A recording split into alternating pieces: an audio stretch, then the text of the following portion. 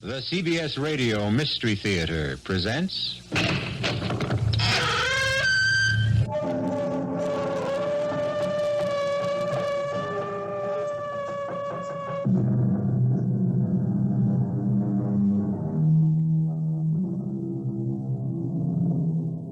Come in. Welcome. I'm E.G. Marshall. Welcome to the shadowy land of the imagination, where all things are possible. Would you believe that a husband and wife could look at the same woman, and the wife would see her as an old lady, almost in her dotage, while the husband sees a beautiful woman in her early 30s? Impossible, you say? Of course, Ray.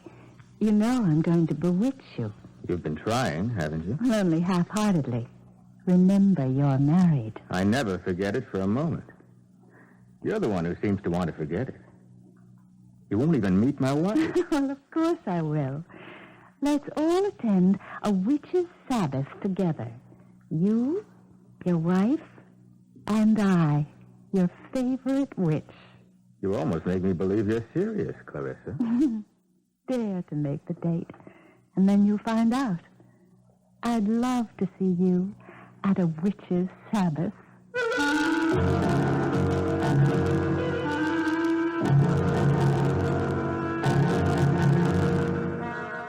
Our mystery drama, The Young Die Good, was written especially for the Mystery Theater by Murray Bennett and stars Patricia Elliot and Carol Teitel. It is sponsored in part by New Sugar-Free Diet 7-Up and Buick Motor Division. I'll be back shortly with Act One.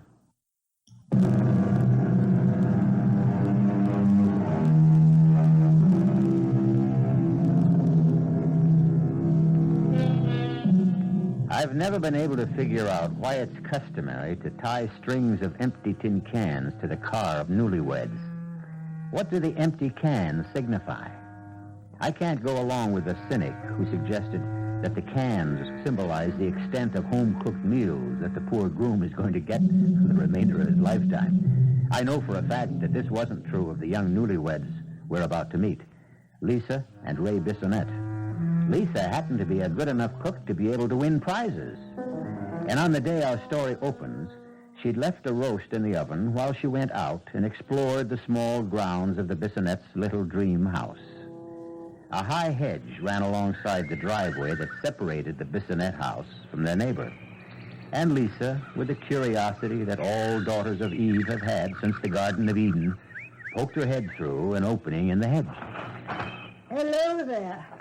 Come on through and get acquainted. Hello. I'm Lisa Bissonette. I'm your new neighbor. I'm Clarice Wenderby. It's good to see young people next door again. I hope you and your husband will be very happy. Thank you.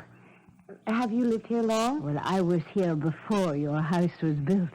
Of course, my husband was alive then. And now you're alone? Yes. And happy to see you. You're welcome to drop in any time, child. I'd be glad of the company. That's very neighborly, and I'll return the invitation. Oh, but I have to run now. Take a look at my roast. I expect my husband in less than an hour.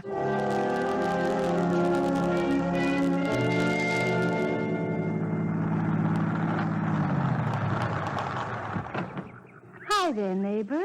Oh, hi. I'm Ray Bissonette. Well, I'm Clarissa Jaffe. Can I offer you a cocktail before dinner? Sounds delightful, but my wife's expecting me. She heard me drive up and... Say no more. Just remember you have a rain check any time. I'll remember. Thanks. It's nice to have neighbors again. Be seeing you.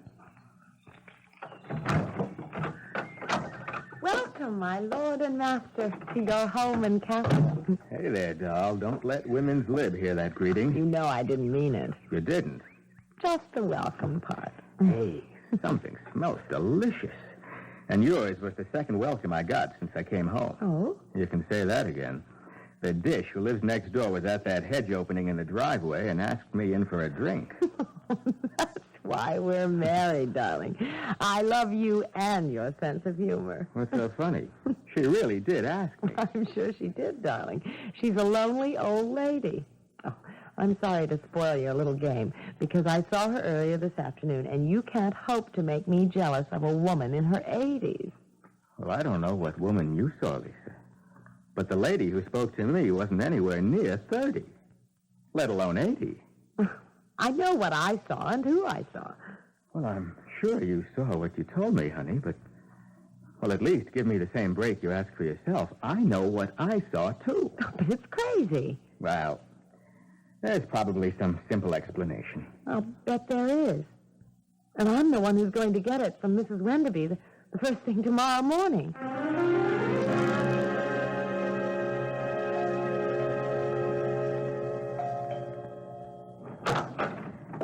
Lisa, how nice of you to come visiting so soon and so early. Would you like a cup of coffee? Coffee would be nice. Well, let's go into the kitchen. I always find it cozier. Do you take cream and sugar? Just black, thank you. Tell me, are you getting used to the neighborhood? Do you find the shopping center exciting? As a matter of fact, yes. But if you don't... I get out so infrequently. There used to be a farmer's market on Duane Street that had the loveliest, freshest vegetables. Duane Street? Yes, just one block past the station. Of course, you don't meet your husband at the train, so... My husband's really the reason I came over. Oh, how interesting. You didn't meet him yesterday, did you? Did he say he did? Well, he said he met a beautiful 30-year-old woman. Here, in my house. Who's the woman my husband saw last night? My dear child, don't tell me you're jealous. Goodbye, Mrs. Wenderby. I'm sorry I bothered you. Please don't go. I'll try to help you. Why should it be so difficult? There's something here I don't understand, and I'm going to get to the bottom of it. It might be best if you move. What? It really might be best. That's ridiculous. Do you know what you're saying? Yes. But Ray and I looked for a house for almost 6 months. We could never find a house like this at the price we paid. I know. Perhaps you'll do well to find out why this house went so cheaply.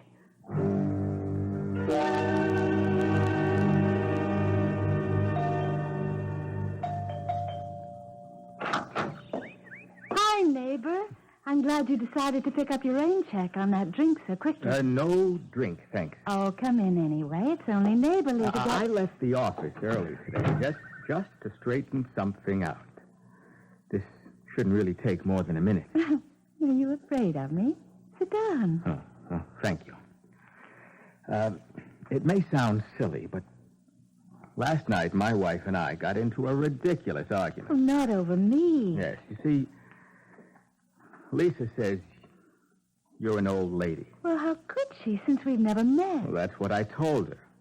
But she insists she was here before me yesterday and spoke with an old lady who said she lived here. Oh, now I understand. What a silly, silly mistake.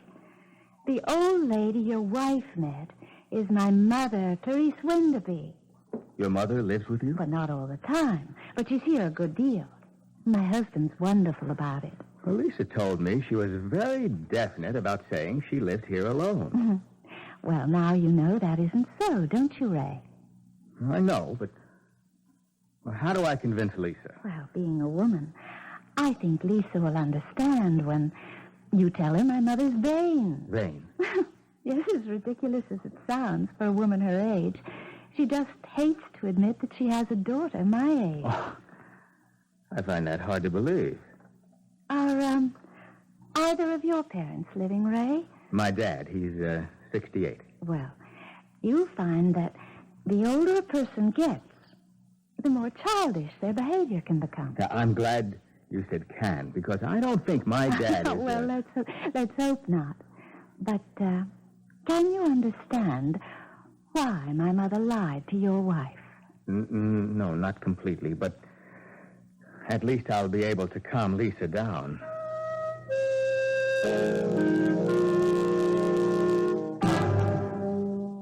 No. It's the most ridiculous story I've ever heard. But, darling, I tell you that I know what you tell me. You've been telling me for the past half hour.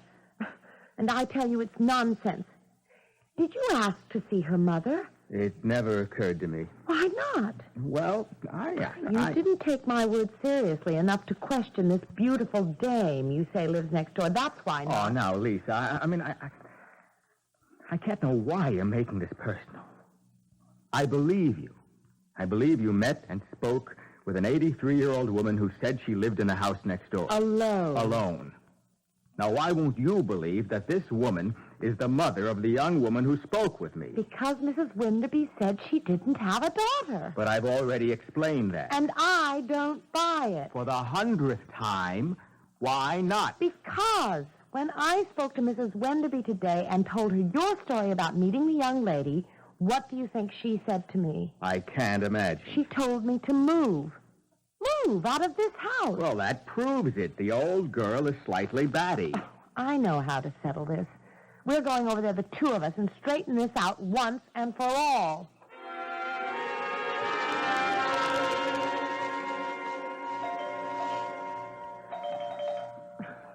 Well, it is possible that they're afraid to answer the door. That's not possible. But it is possible that no one's home. You said you were just talking to her. I think we've been arguing at least 15 minutes. She could have gone out during that time. But there are lights upstairs. Well, some people leave lights on when they go out because they're afraid that an unlighted house is an invitation to a burglar. I can't understand why you're so dead set against admitting that for some reason she doesn't want to meet me. And I can't understand why we're standing outside an obviously empty house ringing a doorbell when we could go back to our place.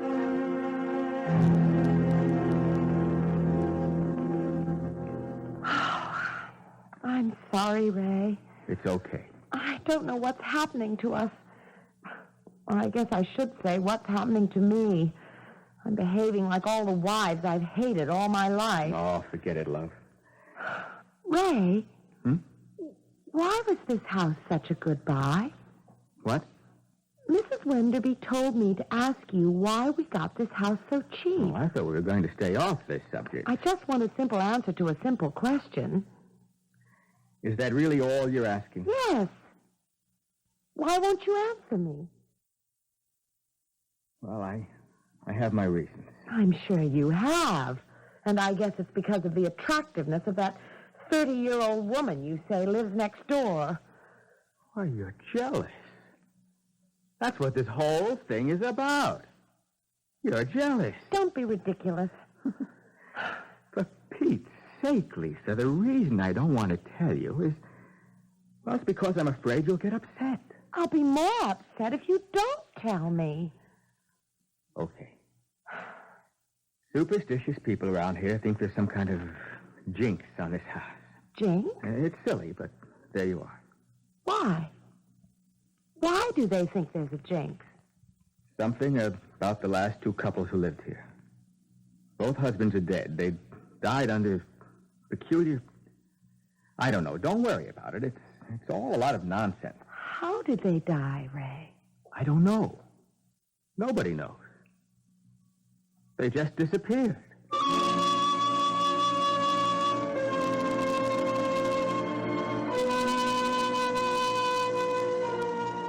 Disappearing husbands have always been a problem to the wives they leave behind. And houses with a reputation for bringing tragedy to families that dwell in them have always been a problem to those who want to dispose of them. Behind both problems, there's always a reason. And that's what Lisa Bissonette intends to discover when I return shortly with Act Two.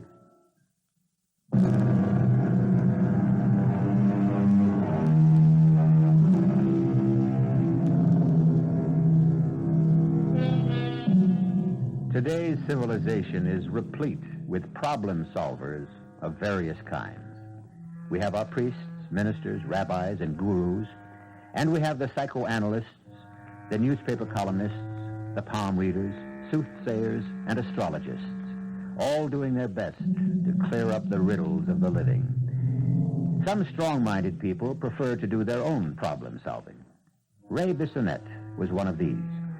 And he faced his problem by coming home early, leaving his car around the corner, and walking across the lawn of the house next door to his. Hi there, neighbor. You look like a man with a problem. All right, you are. Can I help? You bet. Because you're the problem. Oh, don't tell me it's your wife and my mother again. And that's exactly what it is, and I'd be grateful if you just walk across to my house with me right now and let me introduce you to Lisa. Well, of course. You will? Well, you sound surprised. Well, forgive me, but this thing has Lisa so uptight, I guess some of her nonsense has rubbed off on me. Well, what seems to be bothering her? Is she jealous? It's hard to tell. She finds the situation strange. Oh! What happened? Oh! It's my ankle. Oh. I turned it in this hole. I told Harry we've got to do something about the moles. They tunnel everywhere. Can you walk? I'll try. Would you let me lean on you? Oh! Oh, no. This is no good. Let me carry you. Well, I'm certainly not going to meet your wife with you carrying me. No, I'll take you back to your place. Just put your hand around my neck.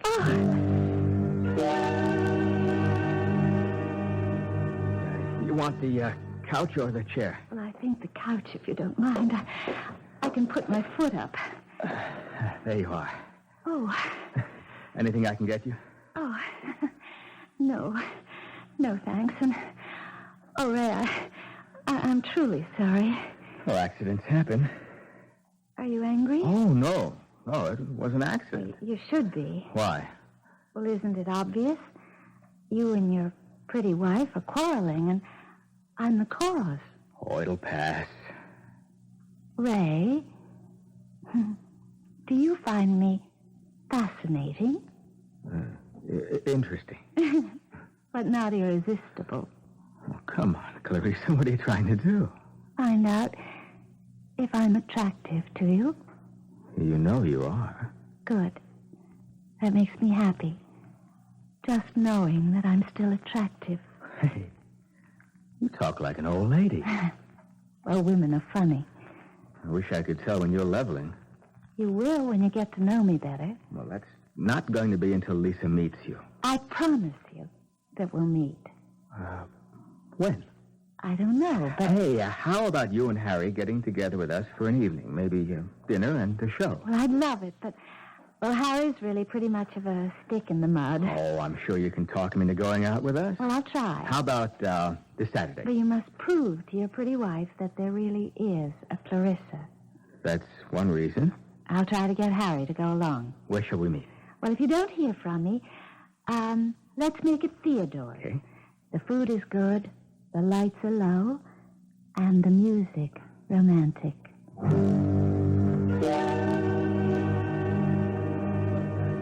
Dear Clarissa and Harry are almost 1 hour late. I guess so, but, well, relax. This is a lovely restaurant. We can have another cocktail. No, thank you. I'm sure they'll be here any minute. Why am I sure they won't be? Darling, I spoke with Clarissa this morning. It's just inconceivable they won't show. After all, we're neighbors. There's no reason for them. Mr. Bissonette? Yes. Telephone for you, sir. Shall I bring it to your table? I'll see you at home, Ray. Hey, now, wait a minute, I've Lisa. waited too long as it is. Both of us know what that phone call means, and I've had it. If you want to talk to me, you can reach me at home. And if you're not at home in an hour, don't bother to come at all. Here's your phone, sir. Oh, thank you. Well? Oh, Ray, darling, I don't know how to tell you this, but... You can't make it. Yes, that's right. Harry came down with this miserable, well, I don't know, I guess it's a 24-hour virus or something, and it just... Well, look, let's make it another time. Oh, no, that's out of the question now, Clarissa. It's been strange knowing you, but we better forget the whole thing.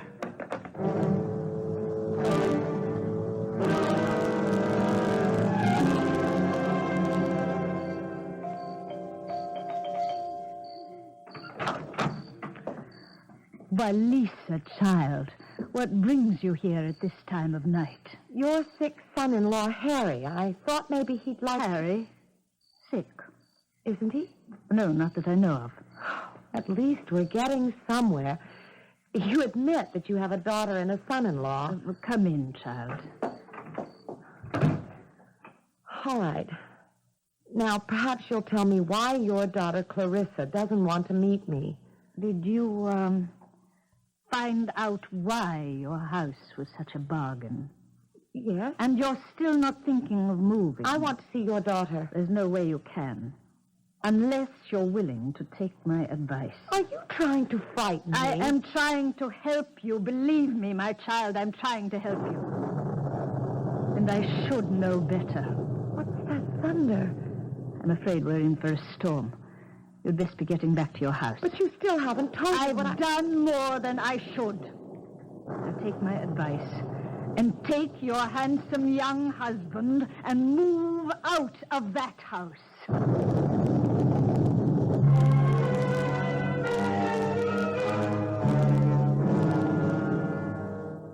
My dear Mrs. Bissonette, I understand a little bit of what you're trying to tell me. But I still don't understand how you found me. Professor Cooper, I told you.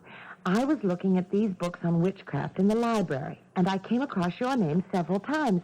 And everyone seems to agree that you're the foremost authority on witches. So I checked with the publishers, and they gave me your address. And what is it you want me to do? Tell my husband that at least there is the possibility that, well, that something very strange is going on at the house next door. I couldn't possibly do that, Mrs. Bissonette. Not until I've done some investigating on my own. Oh, would you, Professor? I'll pay whatever you... It's not a question of money. It's time, of which I have very little. But if what you say is true, this might be very productive for my research for a book I'm doing on witchcraft now. I'll check it out.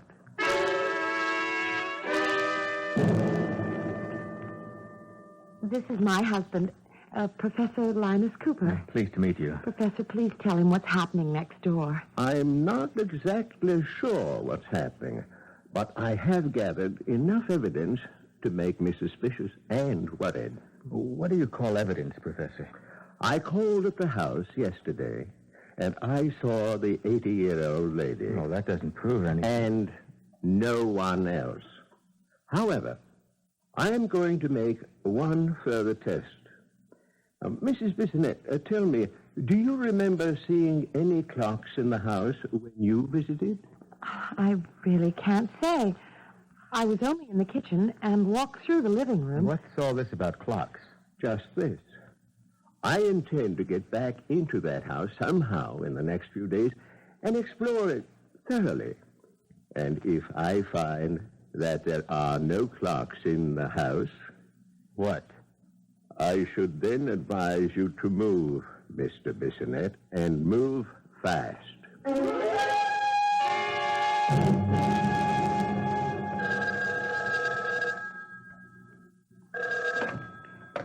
Ray Bissonette. Please don't hang up. Oh, Clarissa, I'm very busy, really. I know. I apologize for calling you at your office, but I just have to explain. No, I've told you that as far as... Please, meet me for lunch today. At Whitley's. Anytime, at your convenience. One condition. That you promise to meet Lisa and talk with her. I can't go into that again, not on the phone. What time? 1:30. It's less crowded then.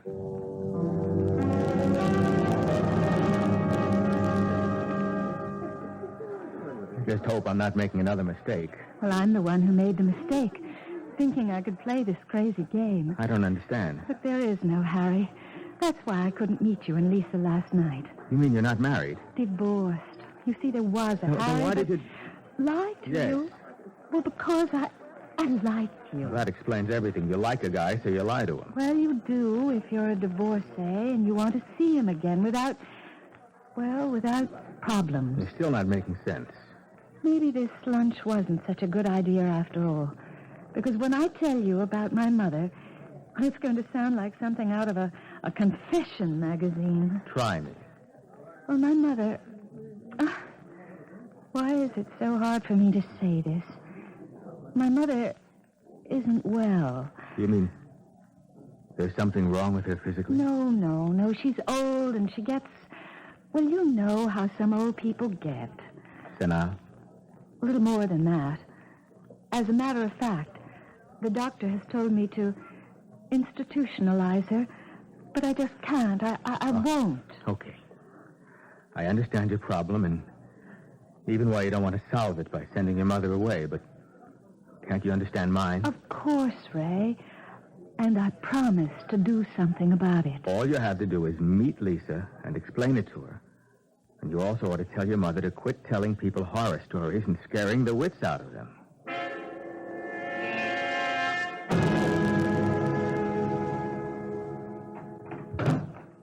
I'm home, Clarice. I'm home. And I'm alone. And I must talk to you. I know. Then you must know what I want to talk to you about. Of course. Please, be kind. How can I be anything else? Aren't we one and the same, just an older and a younger version of the same woman? That's why I know how angry you are, and it's also so useless somehow. Useless? Then why don't you appear, Clarice, before Ray? Let him see the old woman. For the same reason you don't meet Lisa and show her the young woman. Right, Clarice. You remember our bargain with him, our master. I only have so much of the energy, and it must be reserved for the young men whom we need to stay young. And I talk to the young women. But, Clarissa, this one I like. And you frightened her, Clarice. You scared her so much she went and talked to our old friend.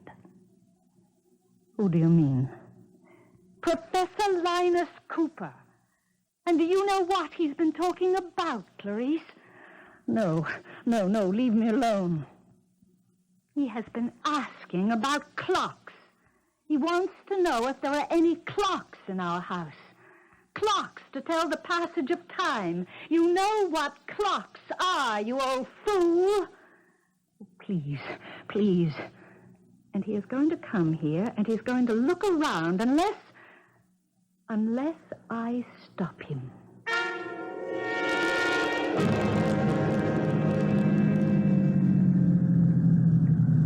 That's very strange.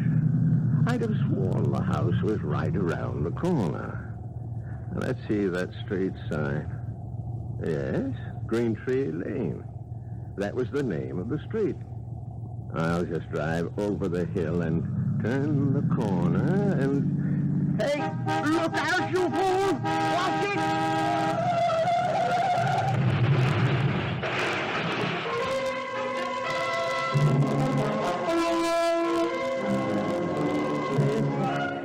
Clarissa, was that the sound of a car crash? I don't think Professor Cooper will come visiting. I'm too old. Too old, Clarissa. And too tired. I know all about it, Clarice.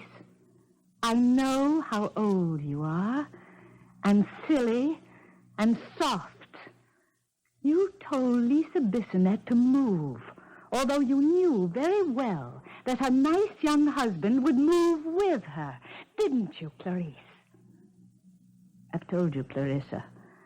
I'm very old and very, very tired. Just remember, you'll be a lot older and a lot more tired if Ray Bissonette moves away. You, Clarice, might even be dead.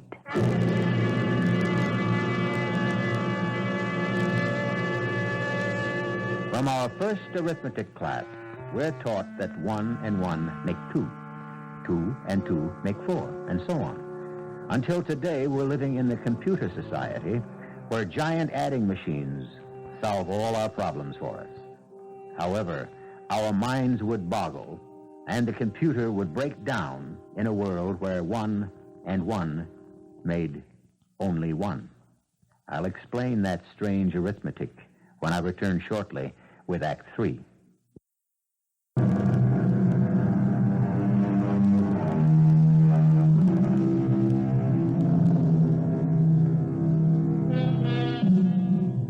Jealousy is one characteristic that is just as prevalent among males as females.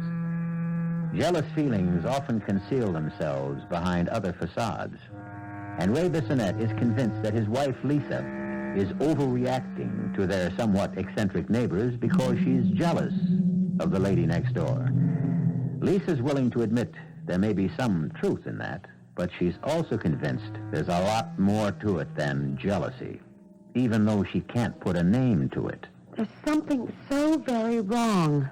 I know it. I feel it in my bones. It just doesn't justify our giving up this house and paying a lot more for something nowhere near as nice. And what about Professor Cooper? Are you going to try and blame an automobile accident on Clarissa? Clarissa's just a name. I still haven't met her. And you know why not. Would you please listen to Clarice? Why should I listen to an old lady who would be in an institution except for the kindness of her daughter? You believe that? Why not? A lot of old people get funny ideas. Particularly when they live right next door to a house from which 2 young men have disappeared in the last year and a half. Why, honey, you're really scared. Yes. Yes, you big lug, I am. Okay. Short of packing up and moving us out of here, what can I do to unscare you? Listen to Clarice when you meet her. And when will that be? As soon as I can arrange it.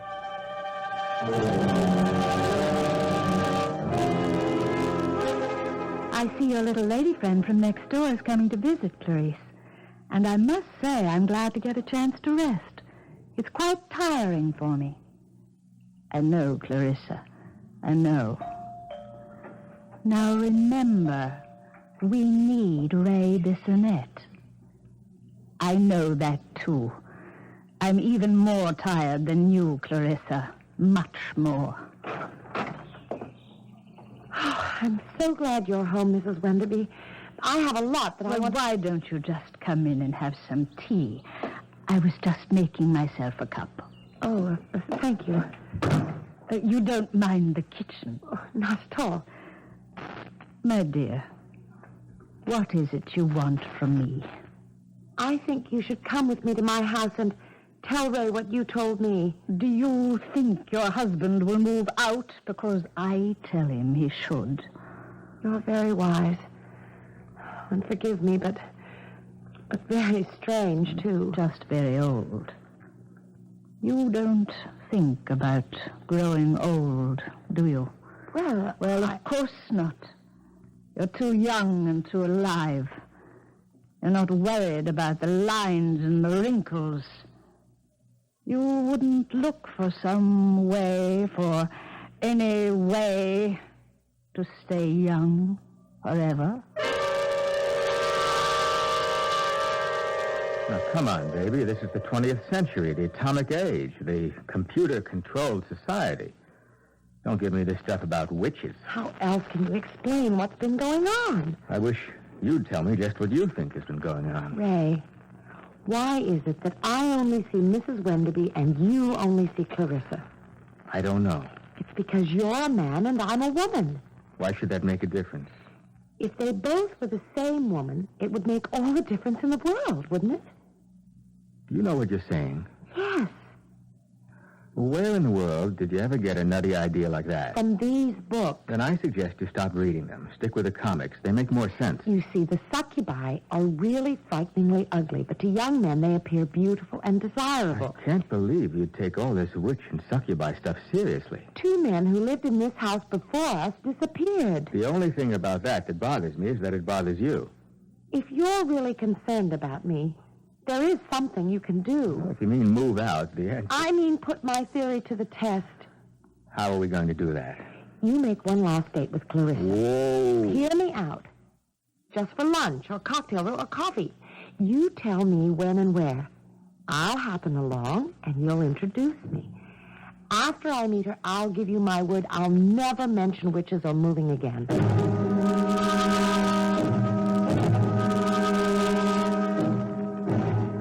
Sorry, Clarissa, but I don't think I'm late. You're right on the dot. Honestly, Ray, I was so excited when you called. I just couldn't wait to see you. My wife asked me to call you. Well, I find that fascinating. She's really bugged about never having met you, and she's getting all kinds of crazy ideas about you and your mother, and I'm really worried. Well, of course you are. I will have you and your wife at my house for cocktails tomorrow around 5:30. Great. But only on the condition that you come alone on the following day for tea. I hate tea. Oh, but you haven't tasted my brew. But And you'll also promise to look deeply into my eyes when you drink. You're putting me on. I was never more serious in my life. And now, if you'll excuse me. Oh, but I wanted to tell you about this. Talking to yourself, darling? Oh, Lisa, no. I was just trying to tell Clarissa about your coming today. Where is she? She just this minute went to the ladies' room. Mm-hmm. Oh, come on, Lisa. She asked us over for cocktails tomorrow. She did?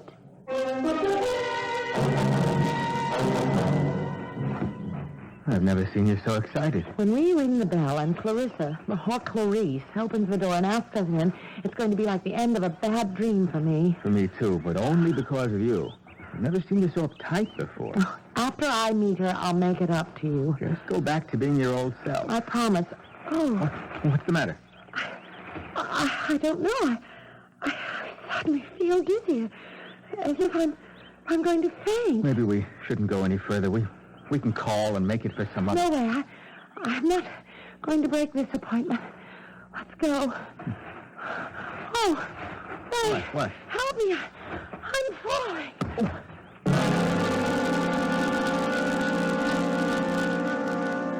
You promised not to hurt her.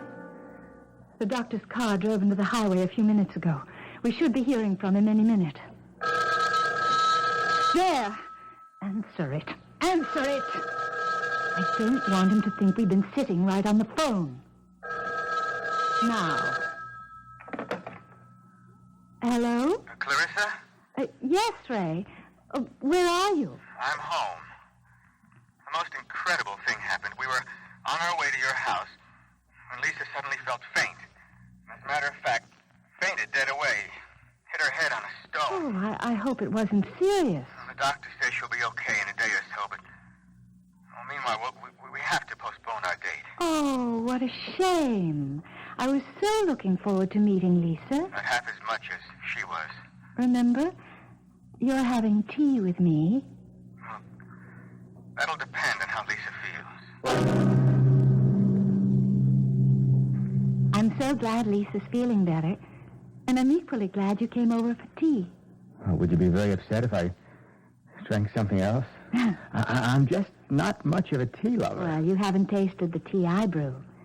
I promise you, an unforgettable experience. Oh. Well, if you put it that way. I do indeed. Oh, here. Needs just a little sugar, but no cream. Looks awfully strong. Taste it. Doesn't smell like any tea I ever drank. Well, I told you it's not like any tea you ever drank. Come on now, Ray. Take a swallow and look at me. I see you. I mean, in my eyes. Look deeply and drink deeply. Oh, Clarissa. You're... Yes, Ray. What am I? Oh, you're truly beautiful. Beautiful. Oh, thank you, Ray. Your eyes have a radiance and a shine that I've never seen before. And your lips. Yes. Yes, my lips. They're... Would you like to kiss my lips? Oh, yes. Yes, I would. Oh, this is what I wanted since we first met, Ray. To hold you in my arms and hold you forever and ever, and hold your youth and your vitality and feel it make me young again. And do you still find me beautiful, Ray? Yeah. You've changed. But I can still see your beauty. Drink some more tea, Ray, and hold me. Hold me tight and close, that's it. Squeeze me, Ray, and I'll squeeze you. Squeeze the life out of you and into me, and... You're not Clarissa. Of course I am. And you're Clarissa, and Lisa's Clarice, and your true love. No, you're old. You're the old lady Lisa saw. Hold me. Hold me, Ray. Hold me tight. The tighter you hold me, the more I'll seem like Clarissa. Hold me, Ray. Hold me. And love me for all eternity. Because we're bound together forever.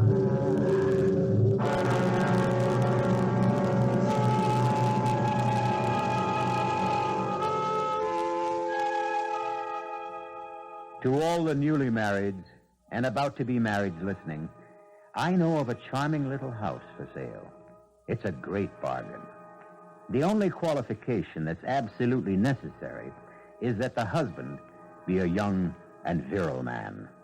However, if you purchase it, you don't have to worry because all of you are strong-minded enough to know that there really aren't any such things as witches. I'll be back shortly.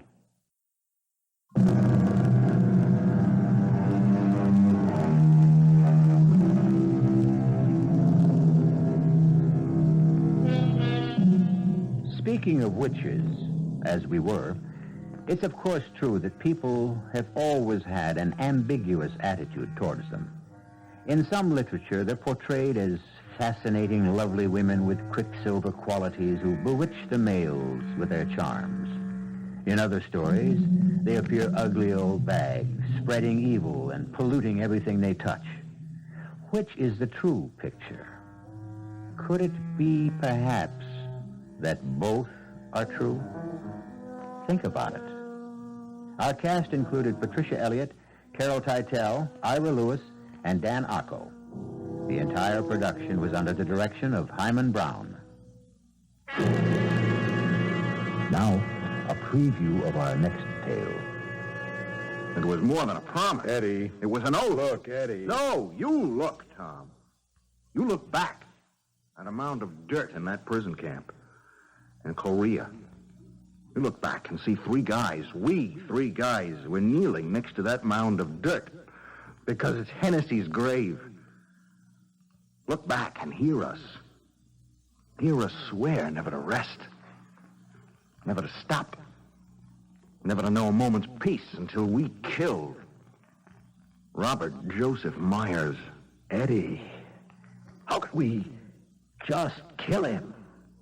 How simple. Blow his brains out.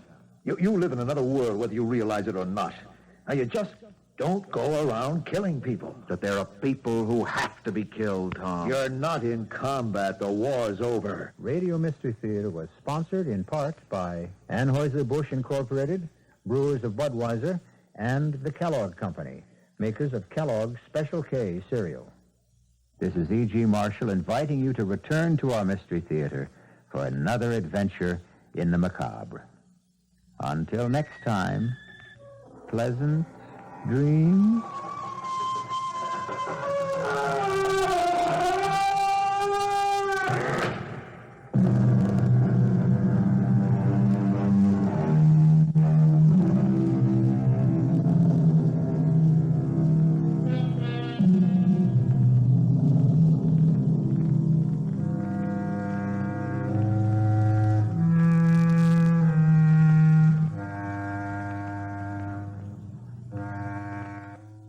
This is WHCU FM and